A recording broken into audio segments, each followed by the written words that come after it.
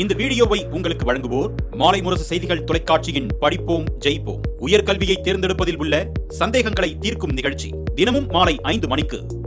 வணக்கம். ஃபோஸ்டர்ஸ் ஹெட்கியர் வழங்கும் தமிழ்நாடு 360க்கு உங்களை வரவேற்பது நான் அருணீஸ்வர். தமிழகத்தில் உள்ள அனைத்து மாவட்ட நிகழ்வுகளையும் விரிவாக பார்ப்பதற்கு முன் முதலில் தலைப்புச் செய்திகளை பார்க்கலாம். திருச்சி திருவெரும்பூர் அருகே பாதாள சாக்கடைக்காக தோண்டப்பட்ட பள்ளங்கள் சீரமைக்கப்படாத அவலம். பாரம் ஏற்றி வரும் வாகனங்கள் பள்ளத்தில் சிக்கி தவிக்கும் பரிதாபம்.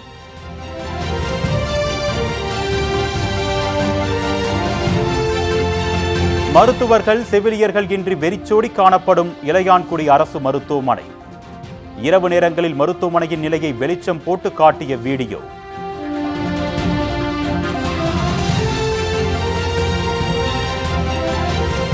நாகையில் அறுவடைக்கு பின்னர் மிஞ்சிய வைக்கோலை பயன்படுத்தி சிப்பி காளான் வளர்க்கும் முறை. வேளாண் கல்லூரி சார்பில் விவசாயிகளுக்கு கூடுதல் பயிற்சி.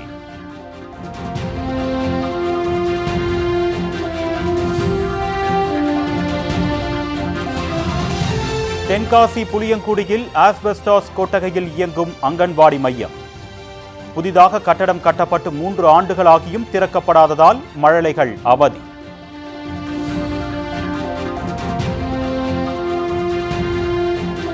புவிசார் குறியீடு பெற்றுள்ள தோவாளை மாணிக்க மாலை. மாலையின் சிறப்புகளை விவரிக்கும் சிறப்பு செய்தி தொகுப்பு.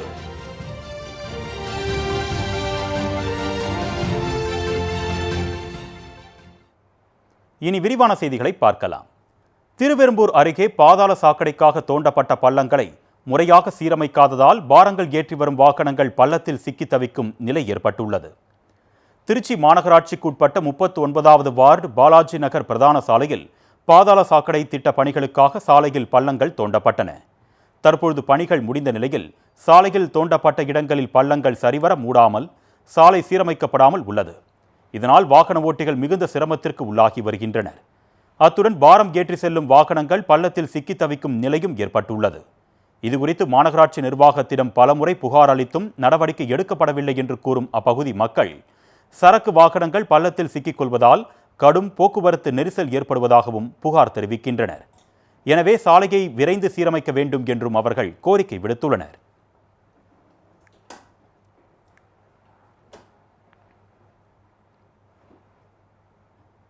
தங்களை ஊரை விட்டு ஒதுக்கி வைத்த முக்கியஸ்தர்கள் மீது உரிய நடவடிக்கை எடுக்க கோரி ஈரோடு மாவட்ட காவல்துறை கண்காணிப்பாளரிடம் பாதிக்கப்பட்ட குடும்பத்தினர் மனு அளித்தனர். ஈரோடு மாவட்டம் நம்பியூர் அருகே கரட்டுப்பாளையம் பகுதியில் வசித்து வரும் சண்முகம் என்பவர் தனது குடும்பத்தாருடன் சென்று மாவட்ட காவல்துறை கண்காணிப்பாளர் அலுவலகத்தில் புகார் மனு ஒன்றை அளித்தார். அந்த மனுவில் தங்கள் ஊரில் தங்கள் முன்னோர்கள் மற்றும் ஊர் பெரியவர்கள் இணைந்து ஊருக்கு பொதுவான அன்னமார் மற்றும் பட்டத்தலசி கோவில் நிறுவி பல ஆண்டுகளாக வழிபாடு செய்து வந்ததாகவும் கடந்த 2024ஆம் ஆண்டு பொதுக்கோயிலை புதுப்பித்து கட்டுவதற்காக ஊர் முக்கியஸ்தர்கள் பொதுமக்களிடம் வீட்டிற்கு 15,000 ரூபாய் வசூல் செய்த நிலையில் தங்கள் குடும்பத்திடமும் தனது தம்பியின் குடும்பத்திடமும் பணம் வசூல் செய்யாமல் தங்களை ஊரை விட்டு ஒதுக்கி வைத்திருப்பதாகவும் புகார் தெரிவித்துள்ளனர். இதனால் ஊர் முக்கியஸ்தர்கள் மீது உரிய நடவடிக்கை எடுக்க வேண்டும் என்றும் மனுவில் குறிப்பிட்டுள்ளனர்.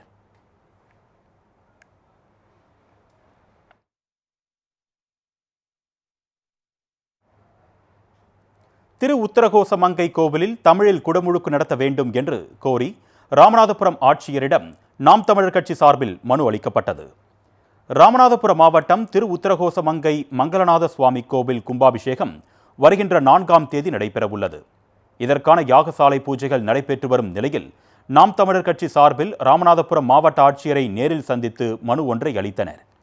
இந்த மனுவில் கோவில்களில் தமிழில் குடமுழுக்கு நடத்த வேண்டும் என்ற ஆணை இருக்கும் நிலையில் திரு உத்தரகோசமங்கை கோவிலில் தமிழில் குடமுழுக்கு நடத்த ஏற்பாடு செய்ய வேண்டும் என்று கோரிக்கை விடுத்துள்ளனர். இப்போ எல்லாமே சமஸ்கிருதம் அதுதான் உள்ள கொண்டு வராங்க.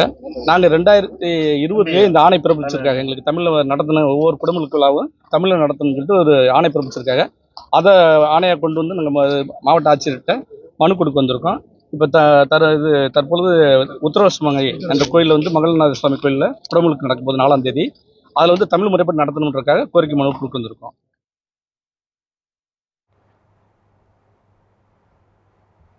நாகையில் அறுவடைக்கு பின்னர் மிஞ்சிய வைக்கோலை பயன்படுத்தி சிப்பி காளான் வளர்க்கும் பயிற்சி அளிக்கப்பட்டது.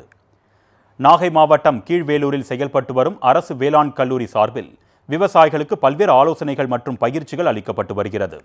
அந்த வகையில் நாகை மாவட்டம் சிக்கல் பகுதியில் அறுவடைக்கு பின்னர் மிஞ்சிய வைக்கோலை பயன்படுத்தி சிப்பி காளான் வளர்க்கும் பயிற்சி அளித்தனர். இதில் சிக்கல், பொன்வெளி, பனைமேடு உள்ளிட்ட பகுதிகளைச் சேர்ந்த விவசாயிகள் பங்கேற்றனர்.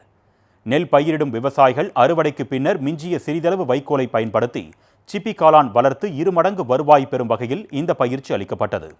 அத்துடன் காளான் வளர்ப்பில் உள்ள நன்மைகள் மற்றும் நடைமுறைகள் குறித்தும் விவசாயிகளுக்கு பயிற்சி அளிக்கப்பட்டது.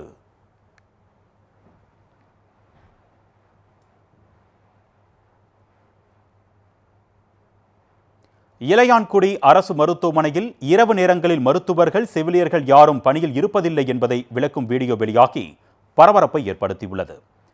சிவகங்கை மாவட்டம் இளையான்குடி சுற்றுவட்டார பகுதியில் 20,000க்கும் மேற்பட்ட மக்கள் வசித்து வருகின்றனர். இவர்களின் மருத்துவ தேவைக்காக இளையான்குடி அரசு மருத்துவமனை செயல்பட்டு வருகிறது. இந்த மருத்துவமனையில் 7 மருத்துவர்களும் 20 செவிலியர்களும் பணியில் இருக்க வேண்டும். ஆனால் கடந்த காலங்களில் ஒரே ஒரு மருத்துவர் மட்டுமே பணியில் இருப்பதுடன் 3 செவிலியர்கள் மட்டுமே பணியில் இருந்து வந்தனர். இதனையடுத்து இப்பகுதி மக்கள் தொடர் கோரிக்கை விடுத்ததைத் தொடர்ந்து தற்சமயம் 4 மருத்துவர்கள் மற்றும் சில செவிலியர்களும் பணியமர்த்தப்பட்டு உள்ளதாக கூறப்படுகிறது. அப்படி இருந்தும் இரவு நேரங்களில் ஒரு மருத்துவர் கூட பணியில் இருப்பதில்லை என்று புகார் எழுந்த வண்ணம் உள்ளது. இந்நிலையில் இரவு நேரத்தில் சிகிச்சைக்கு சென்ற நாம் தமிழர் கட்சி நிர்வாகி ஒருவர் மருத்துவமனையில் மருத்துவர்கள், செவிலியர்கள் என யாரும் இல்லை என்பதை வீடியோ ஆதாரமாக எடுத்து வெளியிட்டுள்ளார். இந்த வீடியோ இணையத்தில் வைரலாகி பரபரப்பை ஏற்படுத்தியுள்ளது.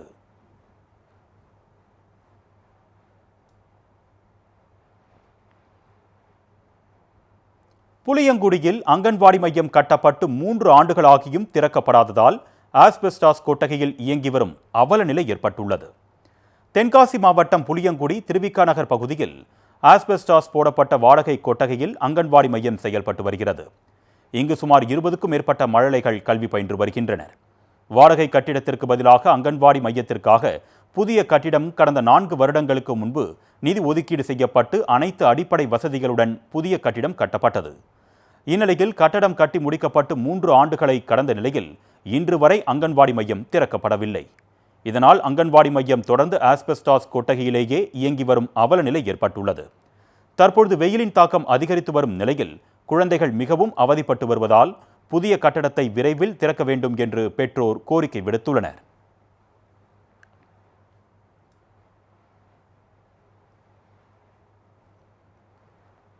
ஏற்காடு அண்ணா பூங்காவில் பூத்து குலுங்கும் மலர்களை சுற்றுலா பயணிகள் கண்டு ரசித்து செல்கின்றனர். சேலம் மாவட்டம் ஏற்காட்டிற்கு வரும் சுற்றுலா பயணிகள் அதிக அளவில் செல்லக்கூடிய முக்கிய இடங்களில் ஒண்டிக்கடை பகுதியில் தோட்டக்கலைத்துறை வசம் உள்ள ஏற்காடு அண்ணா பூங்கா ஒன்றாக உள்ளது. இந்த பூங்காவில்தான் வருடா வருடம் மலர் கண்காட்சி நடத்தப்பட்டு வருகிறது. அதேபோல இந்த வருடமும் மலர் கண்காட்சி நடத்துவதற்கான முன்னேற்பாடாக கடந்த ஜனவரி மாதம் மலர் செடிகள் விதைகள் பதியம் செய்யப்பட்டு பராமரிக்கப்பட்டு வருகிறது. தற்பொழுது அண்ணா பூங்காவில் பல்வேறு இடங்களில் வைக்கப்பட்டுள்ள தொட்டிகளில் மலர் செடிகள் பூத்து குலுங்க தொடங்கியுள்ளன. மலர் கண்காட்சி தொடங்குவதற்கு முன்பே செடிகளில் பூக்கள் பூத்து குலுங்குவதால் தற்பொழுதே மலர் கண்காட்சி போல காட்சியளிக்கிறது.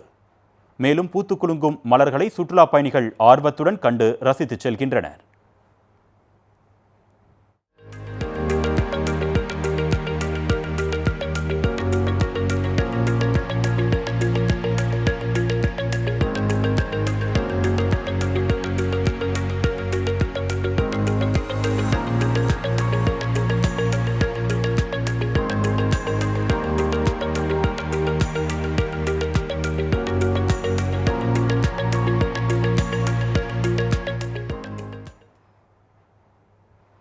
வத்தலகுண்டு அருகே குண்டும் குழியுமாக காணப்படும் சாலையை சீரமைக்க பொதுமக்கள் வலியுறுத்தியுள்ளனர். திண்டுக்கல் மாவட்டம் வத்தலகுண்டு அருகே செம்மண் குழி சாலை 15 ஆண்டுகளுக்கு மேலாக சீரமைக்கப்படாததால் குண்டும் குழியுமாக காட்சியளிக்கிறது. இந்த பகுதியில் அதிக அளவிலான குடியிருப்புகள் மற்றும் தொழிற்சாலை, பள்ளிகள் அமைந்துள்ள நிலையில் வத்தலகுண்டு குறுக்கு சாலைக்கு இணைப்பு சாலையாகவும் இந்த சாலை அமைந்துள்ளது. இதனால் பொதுமக்கள் பயன்பாடு அதிக அளவு அதிகரித்துள்ள நிலையில் நீண்ட காலமாக இந்த சாலை புதுப்பிக்கப்படாமல் கிடப்பில் போடப்பட்டுள்ளது. இந்த சாலையை பயன்படுத்தும் பொதுமக்கள் நாள்தோறும் கடும் அவதியடைந்து வருகின்றனர். இதனால் பேரூராட்சி நிர்வாகம் உடனடியாக நடவடிக்கை எடுத்து இந்த சாலையை புதுப்பித்து தர வேண்டும் என்று அப்பகுதி மக்கள் கோரிக்கை விடுத்துள்ளனர். சிவகம்பட்டி பேரூராட்சிக்கு உட்பட்ட வாடிப்பட்டிங்கிற கிராமம், அதுக்கு பக்கத்தில் ஒரு ஒரு சின்ன குறுக்கு சாலை இருக்குது. அந்த குறுக்கு சாலைன்னு ஈஸியாக நினைக்கிறோம்.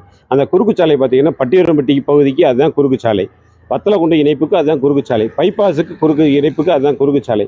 அது 15-20 ஆண்டுகளுக்கு மேலாக போடப்பட்ட அந்த சாலை அதுக்கப்புறம் இது வரைக்கும் செப்பனிடவே இல்லை.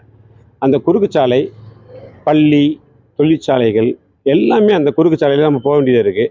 சின்ன குழந்தைகள் இப்போ எக்ஸாம் போகிறோம் வர்றோம், அந்த சின்ன குழந்தைகளை அவசரார்த்தத்துக்கு அந்த சாலையில் நம்ம பயன்படுத்த முடியலை. மன்னார்குடி ராஜகோபால சுவாமி கோவிலில் நடைபெற்ற வெண்ணெய் தாழி திருவிழாவில் ஏராளமான பக்தர்கள் பங்கேற்று சுவாமி மீது வெண்ணெய் அடித்து வழிபட்டனர். திருவாரூர் மாவட்டம் மன்னார்குடி ராஜகோபால சுவாமி கோவிலில் பங்குனி திருவிழா நடைபெற்று வருகிறது. விழாவின் முக்கிய நிகழ்வான வெண்ணெய் தாழி திருவிழா இன்று கோலாகலமாக நடைபெற்றது. இதில் பல்லாயிரக்கணக்கான பக்தர்கள் பங்கேற்று கண்ணனாக வந்த ராஜகோபால சுவாமி மீது வெண்ணெய் அடித்து வழிபட்டனர். இதனையொட்டி சுவாமி நவநீத சேவையில் சிறப்பு அலங்காரத்தில் எழுந்தருளினார். இதில் பரவசம் அடைந்த பக்தர்கள் சுவாமி மீது வெண்ணெயை அடித்து கோபாலா கோபாலா என பக்தி முழக்கம் எழுப்பினர். இதில் ஏராளமான பக்தர்கள் குவிந்ததால் மன்னார்குடி விழாக்குளம் பூண்டது.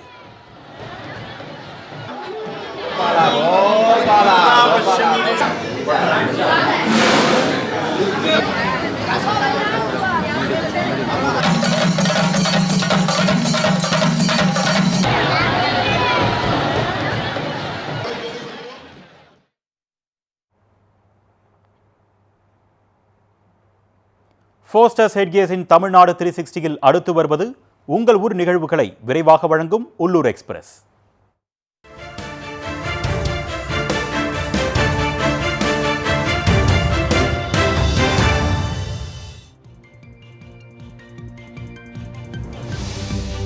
பட்டுக்கோட்டை நாடிகம்மன் திருக்கோவிலில் பங்குனி பெருவிழா கோலாகலமாக நடைபெற்று வருகிறது. விழாவின் ஒரு பகுதியாக திரளான பக்தர்கள் பால்குடம், தீச்சட்டி மற்றும் காவடி எடுத்து வந்து நேர்த்திக்கடன் செலுத்தினர். நகரின் பல்வேறு பகுதிகளில் இருந்து நாடிகம்மன் கோவிலுக்கு வரும் 300க்கும் மேற்பட்ட பக்தர்கள் அலகு குத்தியும் சடல் காவடி எடுத்தும் ஊர்வலமாக வந்து நாடிகம்மன் கோவிலுக்கு சென்றனர்.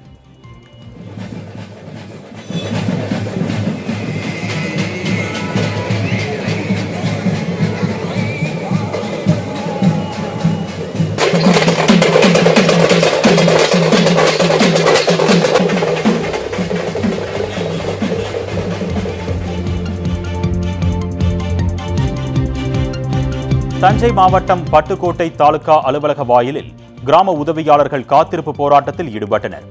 அலுவலக உதவியாளருக்கு இணையாக வரையறுக்கப்பட்ட காலமுறை ஊதியம் வழங்க வேண்டும், பணியில் இருக்கும் போது உயிரிழக்கும் கிராம உதவியாளர்களின் வாரிசுகளுக்கு கருணை அடிப்படையில் பணி வழங்க வேண்டும், புதிய ஓய்வூதிய திட்டத்தை ரத்து செய்து பழைய ஓய்வூதிய திட்டத்தை நடைமுறைப்படுத்த வேண்டும் உள்ளிட்ட பல்வேறு கோரிக்கைகளை வலியுறுத்தி பட்டுக்கோட்டை தாலுகா அலுவலக வாயிலில் கிராம உதவியாளர்கள் சுமார் 100க்கும் மேற்பட்டோர் காத்திருப்பு போராட்டத்தில் ஈடுபட்டனர். திருவாரூர் மாவட்டம் வேலூர் கிராமத்தில் 10 நாட்களுக்கு மேலாக குடிநீர் வழங்காததை கண்டித்து கிராம மக்கள் சாலை மறியலில் ஈடுபட்டதால் பரபரப்பு ஏற்பட்டது. குடிநீர் குழாய்களில் பராமரிப்பு காரணமாக 3 நாட்கள் குடிநீர் நிறுத்தப்படுவதாக குடிநீர் வடிகால் வாரியம் தெரிவித்திருந்தது.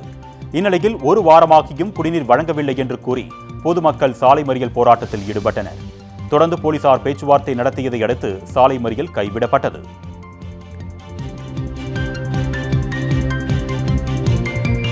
தென்காசி மாவட்டம் கடையநல்லூர் அருகே உள்ள குமந்தாபுரத்தில் பழமை வாய்ந்த காளியம்மன் கோவிலில் திருப்பணிகள் நிறைவடைந்த நிலையில் மகா கும்பாபிஷேக விழா சிறப்பாக நடைபெற்றது. யாகசாலை பூஜைகள் நடைபெற்று வந்த நிலையில் கடம் புறப்பாடு நிகழ்ச்சி நடைபெற்றது. தொடர்ந்து வேத மந்திரங்கள் முழங்க கோபுர கலசத்தில் புனித நீர் ஊற்றப்பட்டு மகா கும்பாபிஷேகம் சிறப்பாக நடைபெற்றது. இதனைத் தொடர்ந்து காளியம்மனுக்கு சிறப்பு அபிஷேக ஆராதனைகள், தீபாராதனை, பொதுமக்களுக்கு அன்னதானமும் வழங்கப்பட்டது.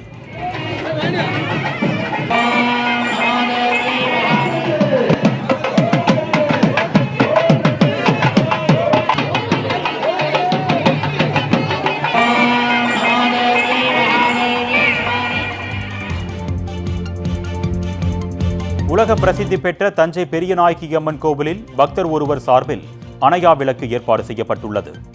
தஞ்சை பெரியநாயகி அம்மன் கோவிலுக்கு தமிழகம் மட்டுமின்றி வெளிநாடுகளில் இருந்தும் அதிக அளவில் பக்தர்கள் வருகை தருகின்றனர்.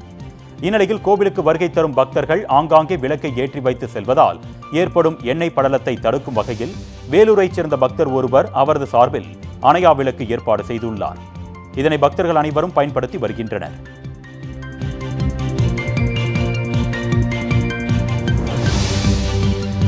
கடலூர் மாவட்டம் சுந்தரர்பாடி கிராமத்தில் அமைந்துள்ள பாலமுருகன் கோவிலில் காவடி உற்சவ திருவிழா வெகு சிறப்பாக நடைபெற்றது.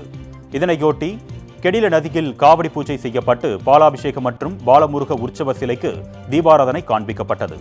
இதனைத் தொடர்ந்து பக்தர்கள் காவடி எடுத்தும் அலகு குத்தியும் தங்களது நேர்த்திக்கடனை செலுத்தினர். அத்துடன் 100க்கும் மேற்பட்ட பெண்கள் பால்குடம் எடுத்து வழிபட்டனர்.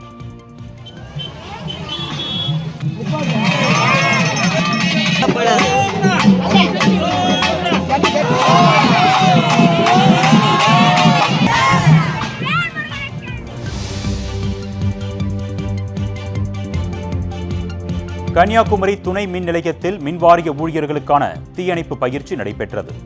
இதில் மின் பணியில் ஏற்படும் போது தீ விபத்துகளை எப்படி கையாள்வது, கையில் கிடைத்த பொருட்களை கொண்டு எவ்வாறு தீயை கட்டுப்படுத்துவது என்பது குறித்து தீயணைப்புத்துறை வீரர்கள் செயல்முறை விளக்கம் அளித்தனர். இந்நிகழ்வை மின்வாரிய ஊழியர்கள் ஏராளமானோர் கலந்து கொண்டனர்.